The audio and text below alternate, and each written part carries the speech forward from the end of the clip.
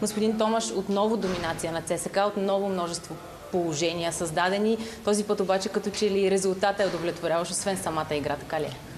Искам да похваля футболистите по начина, по който изиграха матча, въпреки излеземе от цикъл доста сгъстен. Мисля, че не ни се отрази въобще. Противника предпочете да играе по коренно различен начин, колкото до сега. Това показва уважение към ЦСКА. Всеки един противник е показал.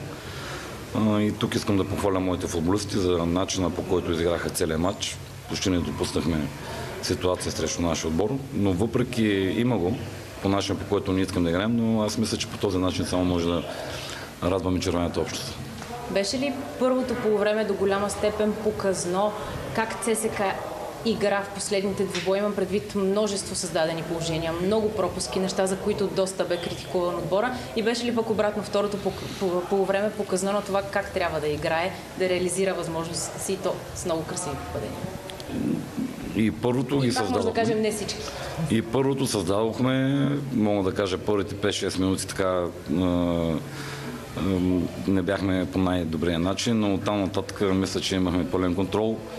Да, футбол е игра на голове. Да, всички искаме да се вкараме всички положения, но ако ги вкарвахме, щяхме да бъдем на друго място в класирането.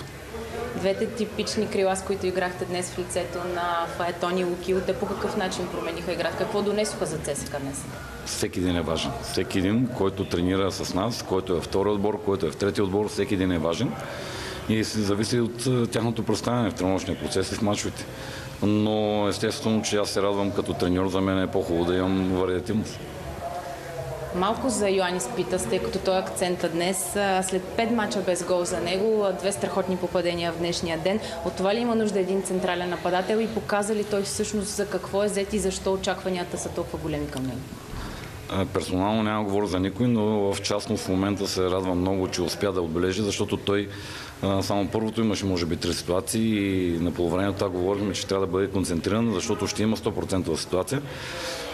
И видяхте града, това е футбол, понякога града е вътре, понякога града е вън. Но пак казвам, аз не се притеснявам от пропуските. За мен е радващо, че ние създаваме ситуации. Ние сме отбор, който градим. Друг позитив, който се превръща и в тенденция за ЦСКА, стабилизираната вече по всичко изглежда защита. Това ли е също един плюс, който се доказва мач след мач в ЦСКА? Неминуемо по начин, по който играем, винаги ще допуснем някаква контра. Не играем на 70 метра, на 50-60 метра от нашата врата. Има пространствата в гърба ни, но радващото е, че целият отбор играе в защита, целият отбор реагира по най-добрия начин, когато загубим топката. Имаше моменти, когато си връщахме топката до 3-та, 4-та, 5-та секунда. Пак казвам, няма как да не ти избяга някой, но е радващо, че целият отбор работи. Вчера казахте, че четвъртото място не е било цел за ЦСКА, колкото и странно да звучи, визирайки клуба ЦСКА, но сега кръг преди края на редовния сезон, колко близо или колко далече е Европа към момента? Казвам, че в ДНК-то на ЦСКА никога не е било четвърто място цел, винаги е било първо място. Хората мисля, че доста добре ме разбират. Играем мач за мач, искам отбора да има нужда до самочувствие, защото съм много доволен от това, което виждам в тренировките. В мачовете също се стараят много и искам да ги похваля. Добре, да извадим от контекста това четвърто място, да кажем топ 4, първата четворка, която ще играе в плейофите, защото ЦСКА не успя да намери място там и защо било ли е това цел? Това е въпрос, който трябва дълго да го коментирам и мисля, че не е тук място. Добре, успех и пожелавам. Благодаря.